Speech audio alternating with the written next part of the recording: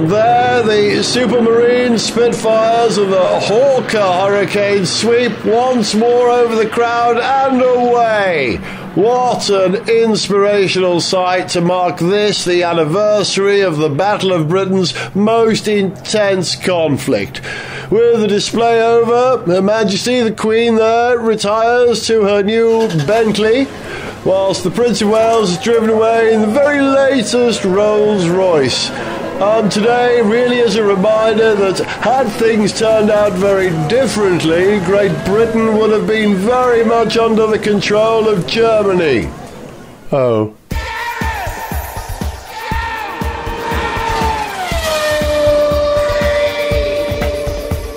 Hello, I'm Gareth Jones. He's Zog. Hello. He's Richard. Hello. And this is On Speed. Welcome back, listeners. Welcome back, Zog. Welcome back, Richard, after your extended summer break. You didn't go away, Zog, did you? I didn't, no. I've been mooching around London mostly. You came here and looked after our house for a bit. I did that as well, yes. Richard, you haven't been away? You're going away, aren't you? I'm going away. No, I've been writing a book, so I've been sitting alone in a room, tapping till my fingers bleed. On a keyboard, not just tapping for your waste of time. That's not how you write a book. And F1 is back, hooray. Well, it will be in the next few days. Back, yeah. I'm going to miss it, I think. I'm actually going to be in the middle of Tommy Cooper acting in Scottish Land when that's on. They get F1 in Scotland, don't they? No, they voted no on F1. Yes to stay part of... In fact, I almost missed the last race because of Tommy Cooper, but elected to listen to it in the car, which is something I haven't done for a long time. I had a drive to do along the south coast, and I listened to it on the radio. Have you listened to an F1 race on the radio recently, either of you? About a couple of years ago, that was the last time. Yeah, it's worth doing. I did last year. This time last year, pretty much, I think. I was driving up to the Scottish borders, and there's something quite nice about it. Yeah, I agree. On a long road trip, having it on the radio. You sort of think you'd miss a lot, but actually the commentators, if they're good... 5 Live do a good job with their commentary. Although, I think Alan McNish and James Allen argue a little bit. There's a little bit of needle there, I noticed. They didn't necessarily agree on everything, but that's good radio. Yeah. Do you know what's weird is I don't find James Allen as annoying on the radio as I used to find him on the television, even though you couldn't see him for the most part on television. But I happily listen to 5 Live. It's the same voice. I know. Maybe I've just mellowed in my old age. You're becoming more accepting. Yeah. Strange that, isn't it? Because I'm so much less accepting of so many other things. Quite I'm not saying I'm becoming a racist or something. I'm just saying that I find myself becoming older and grouchy. Yeah, just a bit grouchy about stuff. The classic one is you get to a certain age and you just find young people insufferable. And I'm starting to get like that. Right? But part of it, I think, is just that you get filled with that sort of wistfulness that you're not young anymore. And so when you go, oh my God, their clothes are ridiculous, what you're thinking is, I'm not fashionable. I mean, I rarely was anyway. But it's the hipster beards that get me. Oh, hang on. I can't really. Hold on. I mean, look. Well, no, I'm looking at you right now. These guys with the tattoos, the partings, the tight trousers, the coiffured hair and the beard, and drinking ale. As a man who had a mullet in the 80s, I am not in a position to comment on how they dress at all, and that's how I view it. They can do what they want. But anyway, we should be talking about cars and not people. Actually, I want to talk about Lewis. You see Lewis? Talking about looking like a bit of a twerp. Did you see Lewis in Barbados? He was at the carnival, wasn't he? I think. I saw a couple of pictures, yeah. And I liked that because I thought, fair play. He's actually having a proper holiday. Having a good time. Yeah, proper holiday. Yeah. Although I have to say, if you're going to go to the carnival in the West Indies, Trinidad is the place to do it. Correct. Barbados, yeah. Oh, really? If you like soca, though. I'm not a fan of soca, but there's a lot of soca in Calypso Trinidad. is more to me, you know. Calypso good, soca not so good, I think. Yeah. So, I can't remember who put this on Twitter, but somebody put up a picture of Hamilton on holiday, carnival, whoop, let the good times roll, and then Nico Rosberg on holiday, and I think he was playing chess with another driver. and there we had the perfect summing up of their differing approaches to everything, including holiday time. Is Lewis dating, what's her name now? Rihanna, yeah. No, is he? There was a rumour, yeah. I don't know what these young people look like. Was that her in the picture with him? I thought at one point he was supposed to be dating one of the Kardashians, but the one the who's spoonheads from Star Trek with a lizard neck. Not those Kardashians. No. Yeah, they were hanging out. I'm going to do air quotes now, forgive me, but he's been romantically linked with a few people recently, has he not? And I don't know about the Rihanna thing. I saw Rihanna last year. Did I tell you this? No. As in saw her live in No, not even that. Well, saw her live. She was in real life. I'm convinced it was Rihanna. Yeah. No. I once saw Lana Del Rey at a Jaguar thing. Anyway, I once saw one of Suede in the Bakers. It was, Did you? Yeah. Which one? The one at the counter actually gave me his change by mistake. Wow. I used to live diagonally opposite Brett Anderson, but I never knew that until I moved out. And then someone who used to work with him at his record label went, "Oh, you used to live there? Brett Anderson used to live there." And I was like, "What number?" And I was like, "That's like diagonally opposite my house," and I never knew. Anyway. In Highgate. We digress. Yeah, I was going to say, Rihanna, so there is a car element to this. When I went to Los Angeles last summer, and I borrowed that Dodge Durango, which I think I mentioned on the show, which was huge. And I was making, I'll be honest, a very, very cack-handed attempt to turn it round because the house we're staying in had a very steep, very short driveway. And because this was the sort of slightly sportier, Hemi-engined Durango, it scraped its nose on the driveway. And I was trying to turn around in the street. I didn't want to go all the way up the drive because it would scrape the nose. So I was blocking the street in narrow little leafy road off Laurel Canyon, if you know that part of LA. And say these things so casually, if you know that part of LA. And I realised that there were 2 Cadillac Escalades coming down the street. God, that's a lot of car. Yeah. Well, I was in a lot of car as well, but there was just basically there was a lot of car in one bit of the street. It's a miracle the ground didn't give way beneath us. And as I sort of shuffled my Durango out of the way, and I looked at one of these Escalades, in the front passenger seat was this very, very wee, quite pretty girl, and she sort of gave me what could have been mistaken for evils, and I swear it was Rihanna. And then I looked this up because I said to my wife, I thought it was Rihanna, and she went, "Give over." And I went, "No, it was." Because if you went further up this street, you got some really nice houses, like right up in the Hollywood Hills. And I looked this up, and Rihanna was playing the Hollywood Bowl with Eminem, I think, the following night. So, legit, she probably was in town. Law of averages, probably was Rihanna. Your other car pop singer crossover, Lana Del Rey. Yes. That was the first time I'd ever heard of this person when you mentioned you'd seen her at the Jaguar thing. But actually, Lana Del Rey sounds like a Pontiac from the 80s, doesn't it? Oh, yeah, I've got the Pontiac Lana Del Rey. Surely there was a Pontiac with a very similar name. The Del Rey bit of her name, there's a car connection there, is there? Or was she named after Marina Del Rey? Yeah, could be. So, there's a car connection in Marina Del Rey, terribly understeering part of the world. Actually, my best pop star car connection is I once nearly ran over Nick Cave in Notting Hill. Nearly. I was turning right at a mini roundabout and I signalled clearly and my exit was clear. And as I was turning right, he was on the pavement of the road that I was turning into.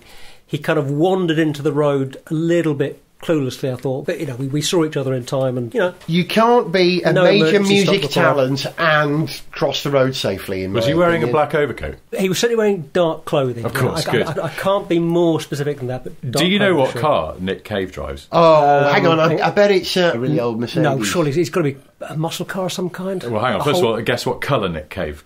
Black. Bingo. Because this is a few years ago, he had a minor incident in Brighton, where I think he lives. He dinked into one of those bollards in the middle of the road, and it made the local paper. And I remember seeing this story, and he had a black Jaguar XJR, which I thought was rather good. That's a kind of it's a great car, but also it's a rather Nick Cave kind of car. It's got a whiff of the night about it somehow. It's one of the old shaped ones, one of the X350. Jag nerds will know what I'm talking about.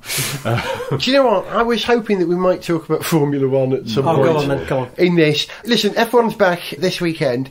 And has this new rule about no auto starts come in for this race? I believe it is from Belgium. From this next race, the new rule is in, yes, or new rules. Because it couldn't come at a better time for Lewis and Nico, who, because they had 2 starts, got into a right mess, didn't they? And the Ferraris got away quicker than them.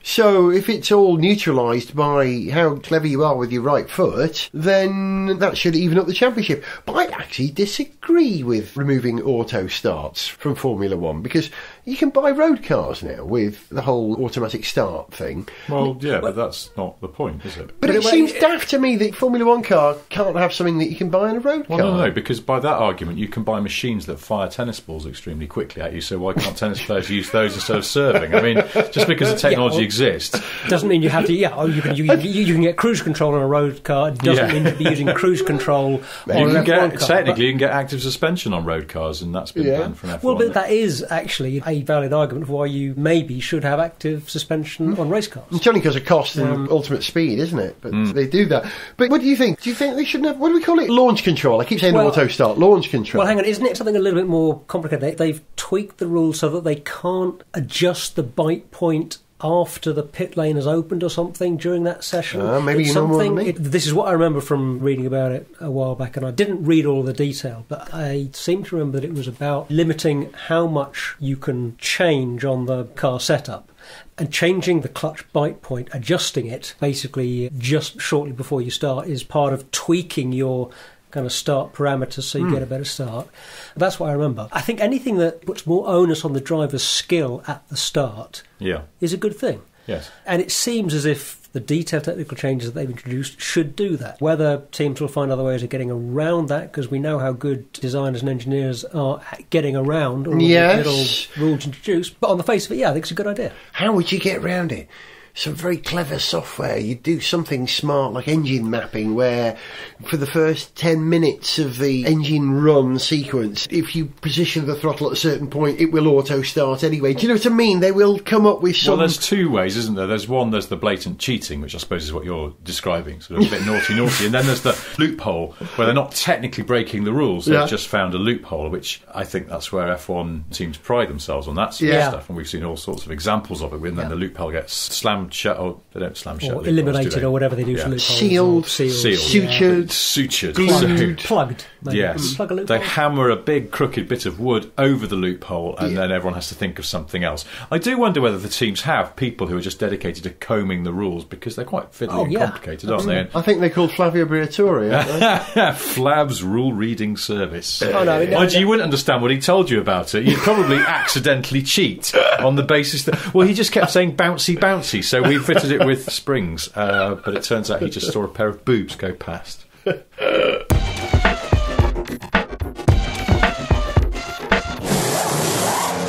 Kimi Raikkonen.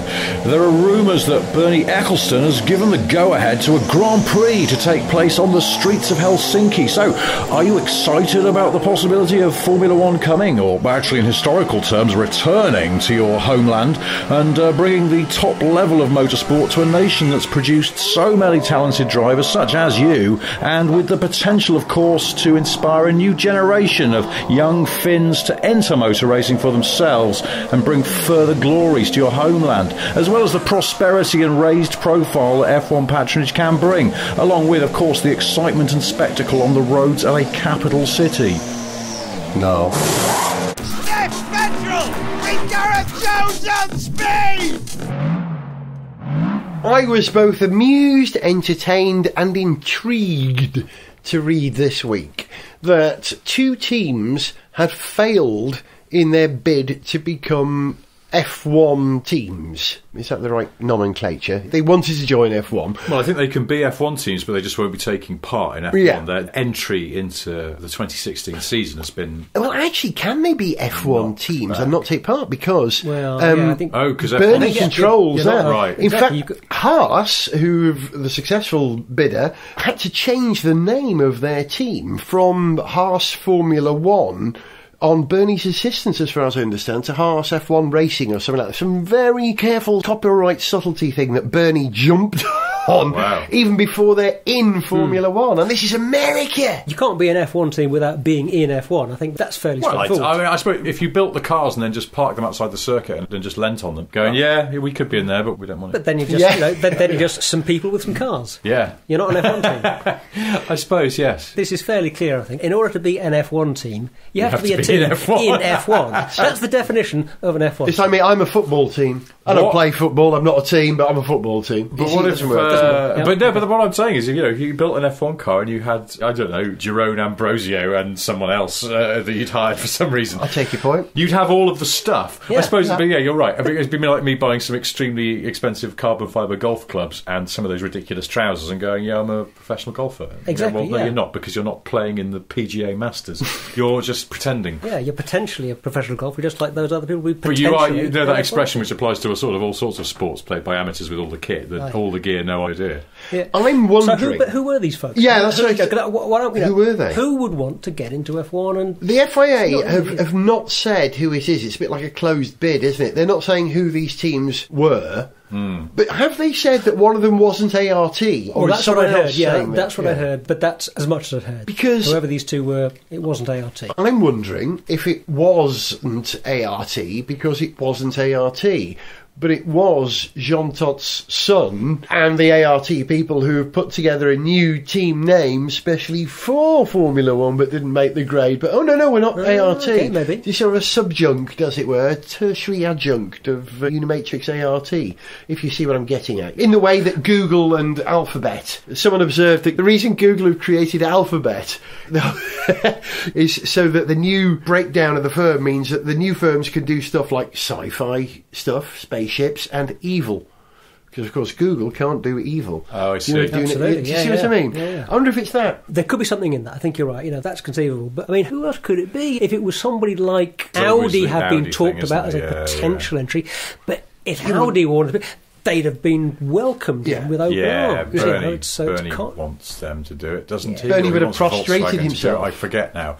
In fact, didn't some high up at Volkswagen Group had some complaints about F1, and Bernie said, if me leaving is what it takes to get them in, I'll do it. There was some fairly sort of big sabre-rattling nonsense that was going on. Was that recent? Yes, it was, last year, or this year, in fact. Well, because there was the long-standing sort of kind of personal animosity between Bernie and a senior PWX, wasn't it? Piech. Who's gone now. Now that he's gone, that removed one of the reasons for Audi. So it's not Audi into the sport. But they're so busy with their sports cars, and I find that dubious. Also, did they give reasons why these two bids weren't accepted? Well, the criteria were staff, financial resources, technical competence, and I think butteriness was the fourth one. Yes. Yeah, buttery. Strawberry flavour. Spreadability. Straight out of the flavour as well. Yeah, that's always good. I can't remember what the fourth one was, but we'll say it was butteriness, flavour, spreadability, texture, swimsuit round. And, and so we can deduce that it was one of those elements, probably butteriness, that they failed on. Always. It's always the butteriness. And I was wondering, what was the name of that Serbian bid for Formula One that we're going to use old Toyota chassis? Toyota?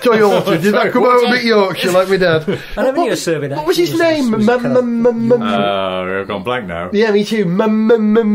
I will enter Formula One. What was he called? Stefan GP, that was it. No. It wasn't him again, because he sort of bids every couple of years. Yeah. It wasn't ProDrive, was it? They've got a fancy new building by the M40, so perhaps. Maybe that's it. Building, check. Oh, but butteriness. No. Yeah, they forgot the butteriness. Very hard to spread. Look, it's tearing the toast. It would be absurd to think that really they're making a big fuss about rejecting these bids just so that they can charge more to people who really are coming in. They go, well, there's a lot of demand.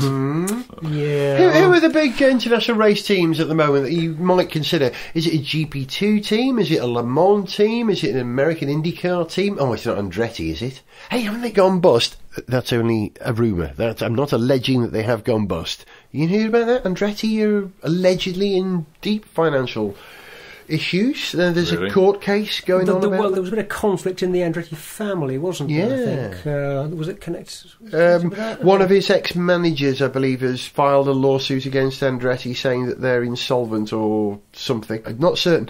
It wouldn't be Andretti. He didn't do very well as a driver in F1. He wouldn't want to that's mind you, I mean, if you're talking about financial peril, then there's at least a couple of the teams in the current F1 field who aren't solvent. It wouldn't be a word you'd necessarily apply to them unless it's the stuff they used to clean things. I mean, wouldn't you just want to maybe wait for another team to go bust and buy them up? Wouldn't it be, well, so I keep reading this when they're saying that Haas is coming in to make it 11 teams on the grid next year, and I keep thinking, really? Yeah. Are you sure? Because it could be 17 next year with Haas. It's sort of, the poor, weak-kneed old gazelle that's at the back of the pack, and that the lion's going to get it, or one of those sort of runny, bitey animals. And, there's a couple you think, you're going to see it through the harsh winter? I don't know. If you were one of those two potential entries, I mean, I struggle to think of anybody who would have deep enough pockets to really make a go of it. Clowns. They have very deep pockets. Because of the size of their trousers, I think. Clown Formula One team. Hold that thought and move on. Yeah. Well, aren't they called McLaren? Oh, very good. Very true. I don't know. Who else have we got? It's not a manufacturer. It's going to be a race team, because they would say yes to any bloody manufacturer, wouldn't they? I think so, yeah. Let's talk about Haas, because Haas have made two bonkers statements recently. First one is that they will secure their driver lineup by September, which is, a matter of weeks away now.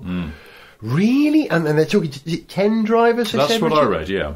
10, I think. Hulkenberg being one of them? Yeah, right. Hulkenberg's not going to get a Haas. Well, I would advise him against it, let's put it that way. And the other ridiculous statement that they've made is that they will be competitive from the first race. Ha ha ha ha ha ha! How we laughed when we heard that! Well, you know, it would be a first if a team that has boldly said they're going to be competitive from the first race actually comes in and is competitive from the first race. You know why they've said that, don't you? Publicity? They've got to say it. They've got to sound confident. Well, yeah, yes. even if they're not. They have to, Because of otherwise no one's going to back them. Because of American sports culture? Or because Because of American culture generally. I mean, they're a relentlessly optimistic nation. There's nothing wrong with that per se, but sometimes it is setting you up for a fall, perhaps, in the competitive arena of Formula One. But, yeah, it's true. They wouldn't go, do you know what? And actually, some teams do things like this, don't they? Sometimes they'll go, oh, we're not expecting to do well out of the box. And this is very much a learning season, and all those sort of things that people say, which is a way of going, yeah, we're going to bimble around the back because we know the engine doesn't work properly. McLaren again. But I mean, Haas do. I mean, they do have. They've got a very good technical partner. Terrible cough. Sorry. Haas do have a very good technical partner. You know, so there's good reason to think they've got a. You need better chance more than that, though. Yes, you do. Well, because they're making. But it helps. Yeah. You need a database. You need at least 5 years' experience in F1 before you can even tickle getting off the very back row, in my opinion. I wish them well. They're racing what's, by comparison, a really simple formula. NASCAR, the rules in NASCAR, and the gulf between... They have rules in NASCAR? Well, there you go. Between the Sprint Cup and Formula Car One. overtakes someone, drink a beer. Car gets overtaken, drink a beer. Hey, we know how to do NASCAR. You know, I welcome an American team to Formula One. It's brilliant. Yeah, It's about time absolutely. we had another Love to have an one. American team there. I hope their car is really like stars and stripes, really bright livery down it, but the whole car is Chrome. the American flag and lots of chrome detailing, chrome wheels. Wings. I want them to go all out. Fins. And when the car comes into the pit, they have to hastily move the hog roast out of the way. Do it properly. Do it NASCAR style. Give us some entertainment. And it doesn't matter if you're not competitive. Just entertain us. In that wonderful American way. If they fail, they're going to fail with such lack of dignity, it'll be beautiful. Let's see.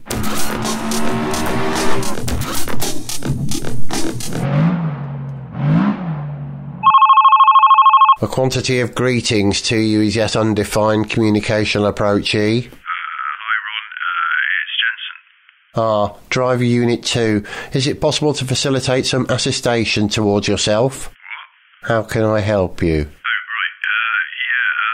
it's about the rest of the season. I don't think I'll be able to do it. It's the gas, you see. I think there's still some poison gas in my house or something, and it's making me... it's making me very sleepy. This news is causing me a quantity of disappointmentational feelings. What? I'm disappointed. Oh right. Yeah, well, sorry about that. I'm detecting an element of your energy deficiency claims are within the parameters of the truthfulitude, and this situational undesirableness could be expedited by the suboptimal operation functionality regarding the racing apparatus. You're lying because you don't want to drive that crap car again. Sorry Ron, I'm going again. This telephonic communicational interface will be entered into the data subset for displeasurousness. A quantity of greetings to you. Hello, Mr. Dennis. This is Fernando Alonso's mum. I'm afraid Fernando cannot drive your car because he has a cold. Yes, it's a very bad one. Very bad. Sorry. This is an impression of sub-optimized quality and fails to meet any quantitative benchmark for convincingationalness. What? I know it's you, Fernando. No, it's my mum. I mean, he really can't drive the car for the rest of the season. Goodbye. Male reproduction organs contained within the scrotal sac. Gareth Jones on speed.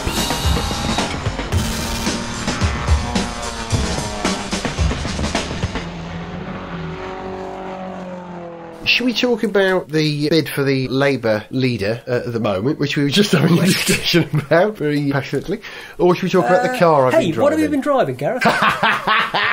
I've been driving a left-hand drive Volkswagen Corbin. No, I've been... Actually, that sounds like a Vauxhall. Volkswagen Corbin, very traditional kind of vehicle, this, yes, slightly rough handling. Veers wildly to the left. But feels good and honest on the road, I think. It'll never be the best-selling car, will it? No. You never really crude, own it, but though, handy do you you? can trust. It's state controlled. So you suddenly find it's taking you to Leeds, even if you don't want to go there. Small aside, has anyone other than me noticed the grille on the Volkswagen Passat R? Is that what they call the sports version of the Passat at the moment? Have you seen it? Can't say I have. Bloody hell, it looks good.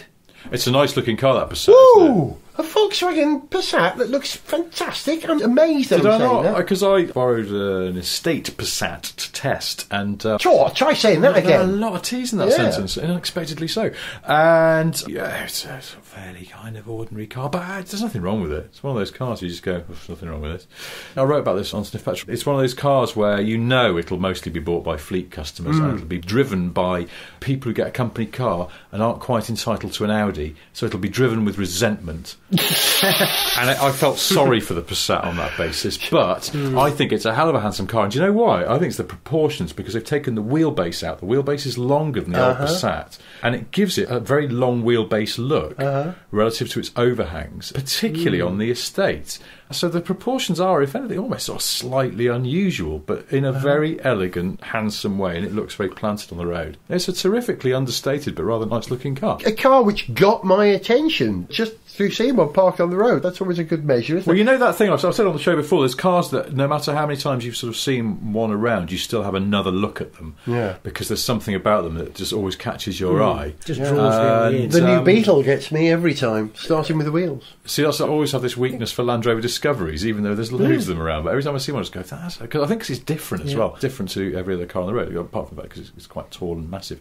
And the Passat, I don't know, I'm starting to... When the Evoque came out, a friend of mine said, that's going to date because it's too fashionable now. And I went, I don't know, I think it's too well resolved a bit of design to date, but I'm starting to think maybe they are a bit passé.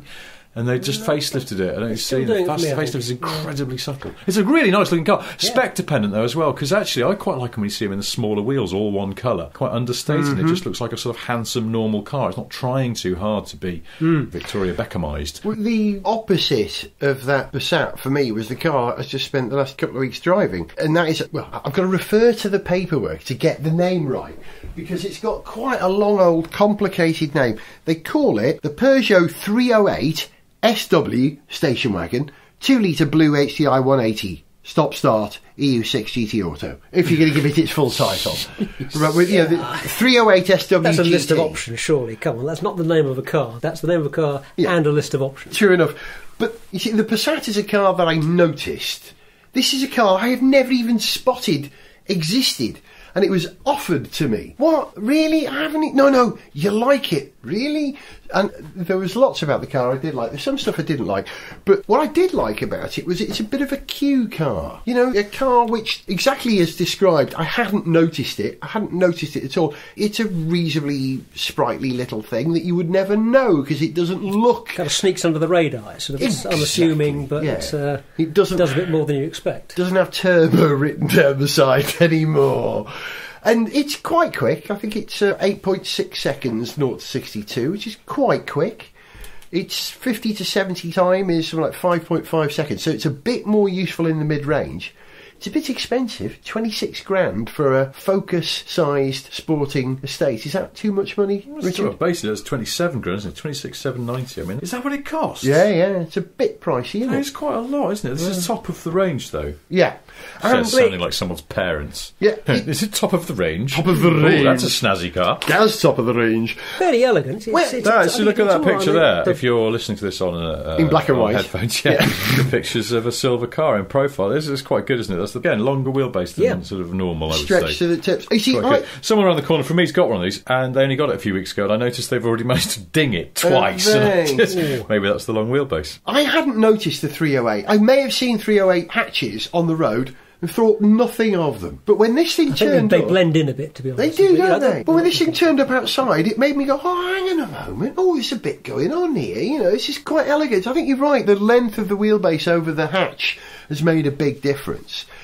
And it's... Oh, I've just spotted something which, my God, I thought this cliche had gone away. Go on. This is a sort of press bump, isn't it? It says points of interest, a refined design, a dynamic driving experience. Oh, yes. Yes. And then innovative, cockpit-inspired interior. Oh, yes. Cockpit-inspired. Oh, come on. That died with Saab. I guarantee, if you're a pilot and you've got into this car, you wouldn't go, bloody hell, it's like being in my plane. It's like just like being in my Boeing 777. This is like an Airbus A380 in here, except nothing like it at all. Yeah. I thought the dash was quite... I like the dash in 308. I mean, don't get me wrong, I've driven the 308 hatch, and I thought the dash was really nice. That very minimalist thing. I kept thinking...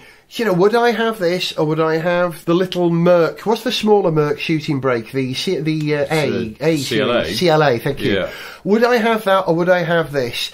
And I think there's not much in it, and that says a lot for Peugeot, who are a forgotten brand, to be honest. What was the last Peugeot you drove, Richard? Do you remember? RCZR. Yeah. A good car? Yeah, not bad. But the Peugeot I drove before that was a 308. Well, quite a while ago now when it came out, and I really liked it. Lecky steering? Yes. How do you feel? It was alright, with that funny sort of smallish wheel. Tiny! Which I think makes funny has the effect of making the car feel more agile than it possibly is, which I think is deliberate. But no, the thing is, and I know this is terrible because I've said this on the show before, because I grew up with Peugeots and I learned to drive in a 405, and my dad had a succession of Peugeots, so I've always had a very great soft spot for Peugeots. And sort of starting with the 307, I just thought they became rather dismal and leaden and unpleasant to drive and not very pleasant to look at either. And so I suppose when I drove the 308, I went in with low expectations, and then I found it a thoroughly pleasant car. I thought it rode quite nicely, it drove pretty well.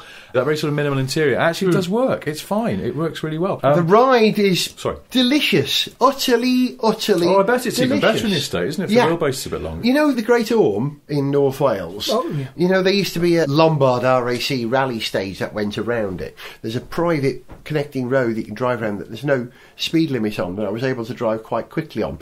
In that car, in sport mode. Hang on a minute. Are you sure there's no speed limit? I don't think there's any roads in Britain with no speed limits. There are no indicated speed limits. If it's a private limits. road, sure, that's... if it's a private road? That's okay. Well, no, hang on, it's not, because the Birmingham M6 toll road is a private road, but it's part of the motorway network, and the motorways have speed limits. I just want to make sure you're not going to get arrested next time you're there. But I didn't break any speed limits, I'm pretty sure, but I was able to drive swiftly around this lovely wiggly bit of track, and it was deeply, deeply satisfying for that. Bar one thing, you know, you can put it in sport mode, which does a number of things, the silliest of which is it gives you a readout of torque, BHP and boost in the middle of the screen.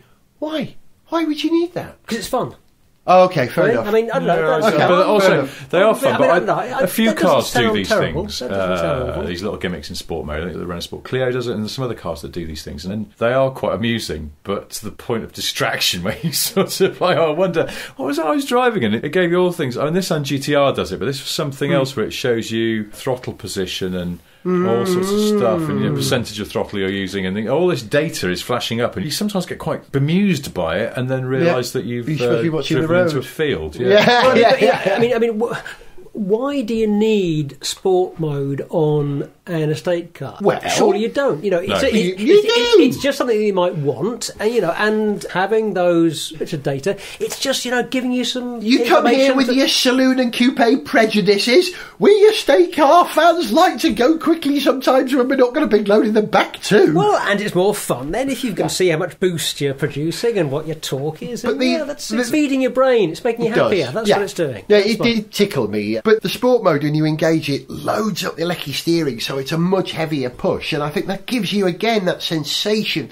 that you're going quicker than you actually are. Yeah, I never like that. That's the thing that I do with those electric steerings, because I think often when they weight them up, then they feel more artificial. And I hate when you can't select which things you want sportifying. It's sort of BMW M cars. And there is everything is definable, so you can have the heaviest steering with the least aggressive throttle response. Which is awful, or you have it the other way around, where you actually keep the steering normal because it's. Well, this is the thing. I mean, there's a case for saying that the more you let the driver fiddle with the car, you can utterly mess it up. The more they can mess it up. The more they can mess it up. Yeah. But that's the thing. But if you've only got sort of 3 or 4 things, and usually it's throttle response and it's steering, and then maybe it's if it's got an auto or a paddle shift box, it's the speed of the changes or something. Or stiffness of the suspension is the other one, of course. I'm a big fan of turbo diesel and auto box. I think that's a great combo since Saab did it in. Really? Because what I always find find with those is though, because you get the sort of innate is it a torque converter box or a double clutch? Yeah. So it's an old-fashioned kind of because you know when you find that, and I remember driving years ago an Audi Allroad, which I actually thought was so bad it was dangerous, because when you link Autobox with that natural kind of torque converter sort of rubber band effect they called it,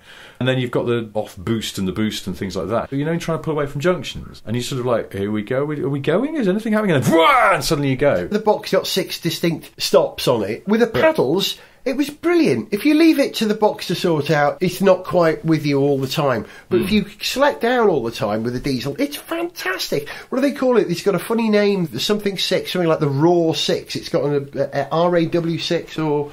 it's not within the name, surprisingly, because every other word in the English language is the only thing they left out. A little aside, though, on the Peugeot front, somebody down my street, I don't know where this has come from, I can't figure out if it's any of the neighbours, seems to have got a Peugeot 1007, you know, the one with the little sliding doors. He bought that car, did he? Well, exactly, that's where the 1007 is at the moment. And worse than that, I walked past it and I noticed that it's not just anyone, it's got the automated gearbox in it, which wasn't an auto, it was a single clutch automated manual gearbox. The worst. And PSA Group were particularly terrible at these real kind of kind of changes, and you sort of feel powerless to override them. Dreadful powertrain. And a stupid car, really heavy because of those doors, so really slow, just awful. And every time I walk past it, I go, wonder how bad that is these days, because I remember it being terrible, but I'm consumed with this desire to have a go in it. Or just ring on the doorbell and say, excuse me, how terrible is your car that terrible? Because it looks terrible. And of course, no one ever admits they've bought a terrible car, so I go, no, it's brilliant. Can I have a go in it? No, I'm mesmerised by it. I keep thinking, I feel like it's sort of slipping into where it might be like a guilty pleasure, where I'll go, I really fancy one of those. They're probably about 50 quid, aren't they? Yeah. Well, the 1007 is 50 quid. I'll go and offer the neighbours one that's available, £50 for it. But, you know, I think there's a gulf of difference between the 1007 and the 308. Peugeot sort of getting their mojo back. I hope so. I really hope so. We talk about surprise and delight features in a car. You know, there's always something in a car that makes you go, oh, that's great. Oh, I like that. Even if I don't like the car, this car, I think, had no surprise and delight features whatsoever, apart from the fact that it was a real surprise that this car was great. Because it looks pretty inane. It looked prettier when it turned up. It's not a car I'd ever noticed. Possibly the cutest Q car I've driven in a long time. I'm really impressed with it. I loved it. It was quite quick, but I think it felt quicker than it actually was. And if you want to keep your licence and enjoy driving, that's the sort of car you want, isn't it? True. Yeah. Biggest flaw was that the ergonomics in the centre console, you've got an electronic parking brake. Do you remember that? I could never work out how to use it. I think 5 minutes before we gave the car back, I figured it out. Yeah, it's automatic. It takes care of it for you. You don't need to think about it. So I know. But the switch was down there. Also, the switch for dynamic mode was there, and the start-stop button, all within a fat finger blunder of each other. Not once did I accidentally stop the car when I was going for the dynamic mode button. Not once did I put the handbrake on by mistake, but there was that constant fear that I was going to do it. And if I made any change to that car, I would separate those in a different place. But really, if you ever see a little 308 GT, tip your hat to it. The SW, the station wagon, great little car. But, you know, I like estates. Right. So that ends my thesis on that car. And that ends this episode of Gareth Jones on Speed. Nice to be back after the summer holidays. We'll see you for another one soon. You've been listening to Zog. Goodbye. You've been listening to Richard. Goodbye. And in the gaps, me. See ya. To send us an email, see pictures, get song lyrics, join our Facebook fan site, follow us on Twitter, or to find out about sponsorship opportunities, go to garethjones.tv. Gareth Jones on Speed is made in London by Whiz Bang. Gareth Jones on Speed!